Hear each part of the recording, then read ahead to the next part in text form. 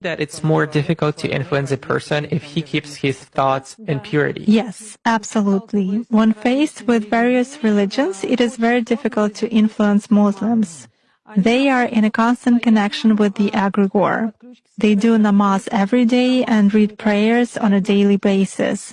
They are constantly under some kind of a dome, so it is very difficult to influence them. When you start impacting a person, he begins to address in a prayer. Indeed, many of them are very different from those who come to church only when everything is bad in their life. They come to pray, and then for 5 years they forget about God, some canons, and so on.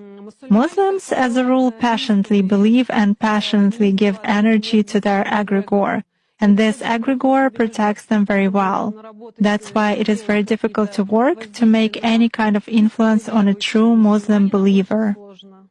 Is this some kind of a good egregore? Well, for them, yes. This egregore is good for adepts who contribute good energy to it. How do you sense it? For instance, you have found an energy trace of such person. What's next? Do you try to drag him somehow to visualize this threat and you fail? Or how do you do that? It disappears. I cannot get a grip on it. I focus on it, but something immediately knocks me out of the flow, just like that. Or I visualize a person in front of me clearly and can affect him even at a mental level, but some image is not created in my mind at all. I even look at a photo, reproduce an image, but it vanishes from my mind.